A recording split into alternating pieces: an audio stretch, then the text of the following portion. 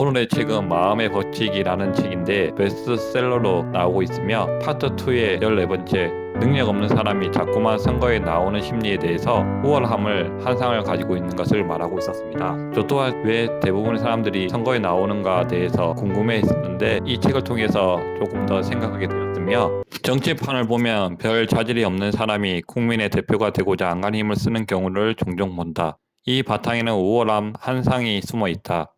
심리학자 톰 길로비치는 이런 현상을 워비건 호스 효과라고 불렸다.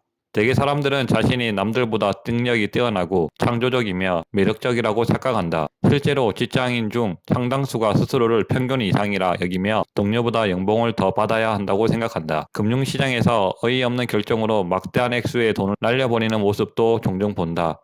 언론들은 보통 탐욕이 시장을 초토화했다고 표현하지만 실은 터무니없는 자신감이 문제다. 우월한 한상에 빠지지 않는 가장 좋은 방법은 우월한 한상이 늘 우리를 노리고 있음을 잊지 않는 것이다. 이 책을 통해서 스스로를 높게 평가하는 사람들이 많다는 것을 알게 되었고 워비건 호스 효과에 대해서도 찾아보았는데 워비건 호스는 미국의 풍자 작가 게리슨 케일러의 라디오 드라마에서 나오는 가상의 마을입니다. 이 마을의 사람들은 모두 스스로 평균보다 더 잘생기고 힘이 세고 똑똑하다고 믿는다. 워비건 호스의 사람들처럼 스스로를 평균보다 낫다고 가신하는 태도를 워비건 호스 효과라고 지칭한다. 심리학자 토마스 길로비치는 저서 인간 그 속기 쉬운 동물에서 워비건 호스 효과를 언급하며 자신이 평균보다 낫다고 여기는 경향은 인간의 보편적인 심리라고 하였다. 1977년 미국의 고등학교 3학년 학생 100만 명을 대상으로 이루어진 설문조사에 의하면 자신의 리더십이 평균 이상이라고 스스로 생각하는 학생의 비율이 70%를 넘었으며 자신의 신화력이 평균 이상이라고 생각하는 경우는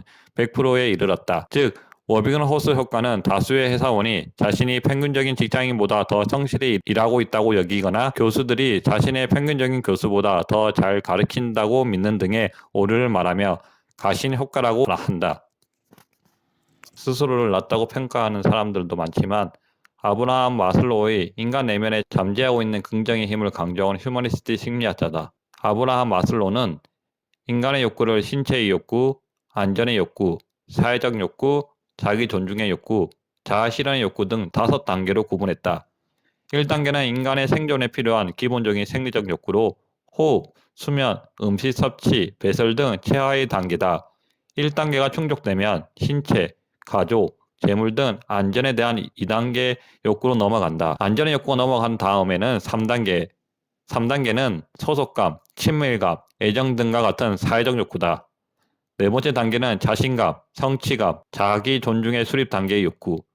5단계는 창조성, 자발성, 문제 해결 능력 등 자아 실현의 욕구이다. 즉 사람은 욕구가 기본적인 안전의 욕구가 넘어서게 되면은 소속을 원하고 자기 존중 및 자아 실현을 원하게 된다. 그래서 선거에 나오는 거 아닌가 이런 생각도 들게 된다. 자기 능력이 뛰어나다고 믿는 것도 있게 기본적인 것이 갖추어지게 되면은 다른 욕구를 갈망하게 되고 그 갈망을 선거로 통해서 나오지 않을까 싶기도 하다. 세 번째, 네 번째 단계의 욕구 정체성을 가진 많은 사람들은 공통점이 있다. 직업과 상관없이 외부 요인들로 인한 바쁜 생활로 자기 자신을 바라볼 시간을 갖지 못한다는 것이다. 미로 안에 갇힌 지가 출구를 찾기 위해 방황하듯 분주한 삶에 갇힌 현대인들은 삶의 출구를 찾고자 방황한다. 미로 밖에서 바라보면 출구로 향한 길이 보이듯 삶의 출구를 찾고자 한다면 자신을 관찰자의 시각으로 바라볼 수 있는 시간과 공간이 필요하다.